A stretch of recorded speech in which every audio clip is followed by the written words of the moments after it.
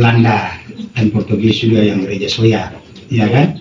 Sehingga dia punya, kalau lihat di semua negeri-negeri di kota Ambon atau di Pulau Ambon, dia punya ornamen dan dia punya gambar gereja itu semuanya sama. Dia punya tempat-tempat masing-masing di dalam gereja, ada majelisnya sendiri, ada dewan sendiri, ada raja sendiri tempat-tempat duduknya tuh sudah dibuat. Dan contoh seperti Margaret Rimase, dia sekarang menetap di Itawaka. Jadi ketika orang bilang Margaret Rimase dari mana? Itawaka. Padahal dongnya dari sini. Jadi dulu waktu kan masih berperang tuh untuk perebutan wilayah kan. Nah, jadi ketika dong diutus untuk berperang, dong kembali lagi lalu menetap di dong punya tempat yang dong menangkan. Jadi contoh dari Masih dia menetap di Itawaka. Lalu orang ketika bilang dari Masih dari mana? Dari Itawaka. Tidak. Dari Masih dari Soya. Lalu kemudian contoh lagi seperti marga Salakori. Salakori dari mana? Dari Wasu, dari Pulau Haruku. Pada tidak, aslinya dari sini. Dong terjadi perang, tidak balik lagi, menetap di tempat dong di situ. Nah, dong tidak balik lagi. Jadi dong itu keluar, dong itu pada zaman pemerintahan Portugis. Ya.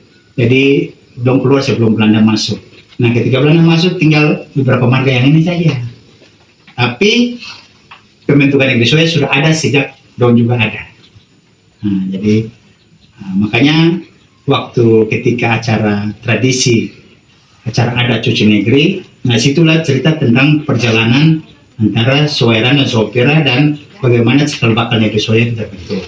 Nah itu dilakukan setiap minggu kedua bulan Desember, hari Jumat itu puncaknya. Jadi itu tradisi adat cuci negeri yang dari dulu sampai sekarang masih dilestarikan dan dipertahankan oleh Katol sebagai anak cucu di negeri Soya. Untuk sementara itu dulu, Rukman. Oke, Pak. Baik Pak, terima kasih. Ya. Pertanyaan kedua, apa makna dari nama Soya dalam bahasa lokal atau adat? Kalau bahasa lokal ada Katol susenta lalu inilah ya. Soya tadi kita bilang dia kuat itu bahagia, sejahtera, makmur, damai itu. Tapi kalau bahasa Soya lagi, namanya bahasa tanah lagi Katol seng, apa lagi. Bahkan mungkin angkatan di atas Katol juga banyak yang sing terlalu tahu lah ya kan. Bahasa tanah dapat ketong dengar dan ketong lihat tuh pada saat nanti di acara adat cuci negeri, baru situ bahasa tanah keluar. Tapi memang tidak semua orang mengerti akan toh, karena dengan bahasa tanah begitu. Oke, baik Pak, terima kasih sudah menjawab pertanyaan yang kedua. Mungkin saya akan lanjut dengan pertanyaan yang ketiga. Adakah pengaruh budaya Portugis atau Belanda terhadap sejarah negeri Soya? Itu yang tadi kita bilang toh. Jadi dalam bahwa ada budaya-budaya memang turut berpengaruh kan, seperti marga yang tadi itu Da Silva kan, marga Da Silva itu juga terpengaruh dengan dari Portugis. Lalu kemudian gereja-gereja Soya juga ada, itu juga pengaruh-pengaruh dari Belanda dan Portugis juga yang gereja Soya, ya kan? Sehingga dia punya, kalau lihat di semua negeri-negeri di kota Ambon atau di Pulau Ambon, dia punya ornamen dan dia punya gambar gereja itu semuanya sama.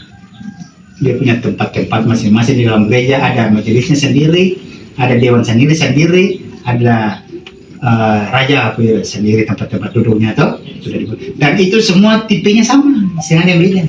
Mau di negeri yang ada Belanda di situ, yang memang beda, semua tipenya pasti sama, ya kan? Nah, tapi kalau tipe gereja Portugis itu kalau mau dilihat ada salah satu gereja di Kamal, ada beberapa gereja itu, salah satunya di Kamal. Dia punya atap itu yang sampai di tanah itu, dia punya sengnya sampai di tanah, jadi bunga-bunga sampai di bawah. Itu tipenya Portugis. Kalau Belanda punya yang kayak gereja Soya, gereja Hila, gereja ada di Atalaya, ada gereja pokoknya ada beberapa gereja yang semuanya tipenya tetap sama. Kalau itu Belanda yang bikin. Nah, jadi memang ada pengaruh-pengaruh dari bangsa-bangsa lain yang dulu pernah berada di Indonesia, yang termasuk sampai di Maluku dan Kota Ambon. Ya. Terima kasih Pak atas jawaban yang telah diberikan untuk menjawab pertanyaan nomor 3. Pertanyaan selanjutnya yang keempat, apakah ada nama tempat di negeri Soya yang merupakan warisan penamaan di era Portugis atau Belanda, misalnya nama benteng atau pos penjaga? Kalau pos penjaga sih yang ada. Ketom di sini kan punya pos penjagaan itu di Benteng Kota Laha. Tahu Benteng Kota Laha? Itu di Benteng Victoria. Di situ dari mulai zaman Belanda dan Portugis di situ. Jadi dia punya ornamen di situ, bahkan di situ ada lambang Soya di Benteng Portugis. Kalau masuk di dalam, dia punya di dalamnya, bukan di muka, di dalamnya itu ada lambang Soya di situ satu-satunya. Nah, itu pengaruh dari Portugis. Karena lambang Soya ini kalau dicari dia mirip-mirip dengan ada lambang dari Portugis. Nanti dicari kalau di Google, kalau di Google ada, no? Jadi mirip-mirip. Nah, lambang-lambang itu pengaruh dari zaman Portugis juga. No? Nah, kemudian perjalanan-perjalanan di sini ada rumah raja di situ semuanya. Raja pun itu masih terpengaruh dengan Belanda. Ya. Lalu kemudian tanah-tanah daki, ya, tanah-tanah hak wilayah itu kan ditulis 1814 itu oleh Belanda yang bikin tanah-tanah daki ini di seluruh Maluku ini kan. Nah, karena Belanda yang saat itu menjaga, jadi dia bikin pembagian tanah-tanah daki, ya.